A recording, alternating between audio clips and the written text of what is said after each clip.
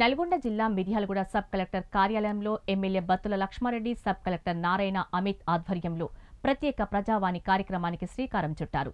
జిల్లా collectorate grievance తరహాలో పల్లె ప్రజలకు అందుబాటులో ప్రతి బుధవారం కీలకమైన శాఖలకు చెందిన ఉన్నత అధికారుల పర్యవేక్షణలో ప్రజల నుండి దరఖాస్తులు స్వీకరించినట్లు తెలిపారు. 15 రోజులలో సమస్యలకు పరిష్కార మార్గాన్ని చూపుతామని హామీ ఇచ్చారు. ఈ సందర్భంగా వారు మాట్లాడుతూ, దూర ప్రాంతంలో ఉన్న జిల్లా కేంద్రానికి వ్యయ ప్రయాసల కోర్చి సమస్యల పరిష్కారం కోసం ప్రదక్షిణ చేయకుండా అందుబాటులోనే నియోజకవర్గ కేంద్రంలో ప్రజావాణి ఏర్పాటు చేయడంతో ప్రజలకు మేలు జరుగుతుంది అన్నారు. అధికారులకు కూడా బాధ్యతాయుతంగా పనిచేస్తూ జవాబుదారీతనం పెరుగుతుంది అన్నారు.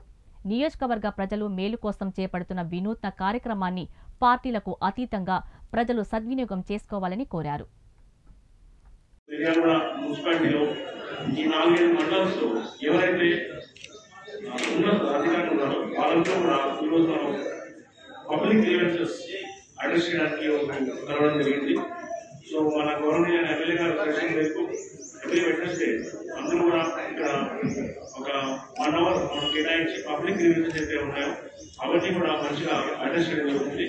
ప్రతి వీక్ కూడా లాస్ట్ వీక్ ఏవైతే గ్రీవెన్సెస్ వస్తున్నాయో అవన్నీ కూడా టాలీ చేయడం జరుగుతుంది. అది చేసే పని అయితే ఎట్లా మనం ముందు తీసుకెళ్ళాలి, చేయలేని పని విత్ రీజన్స్ ఎందుకు అది చేయడానికి కాదు అవన్నీ కూడా పబ్లిక్ ఎక్స్ప్లెయిన్.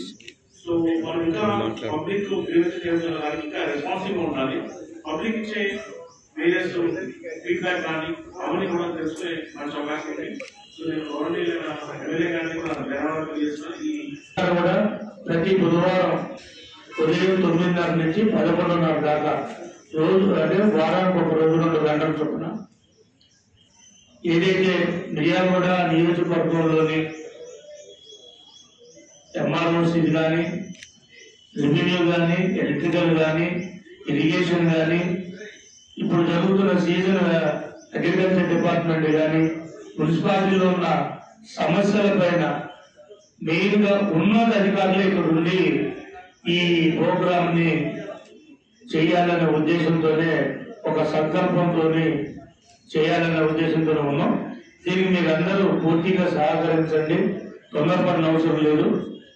ఏదైనా మీరు ఇక్కడికి వచ్చి మీరు బుధవారం నాడు ఏదైతే ఇచ్చిన అప్లికేషన్ ఇస్తారో ఆ అప్లికేషన్ దాని యొక్క సమస్య ఆ సంబంధిత డిపార్ట్మెంట్ కి అధికారులకు పంపించి దాన్ని 15 days అంటే 15 రోజులలో దాని ఫీడ్బ్యాక్ తీసుకుని అది ఎందుకు చేయలేకపోతున్నాం, కారణం ఏంటి, అది మన ఉన్నతాధికారి సబ్ కలెక్టర్ గారి దృష్టికి తీసుకొస్తే దాన్ని పరిశీలించి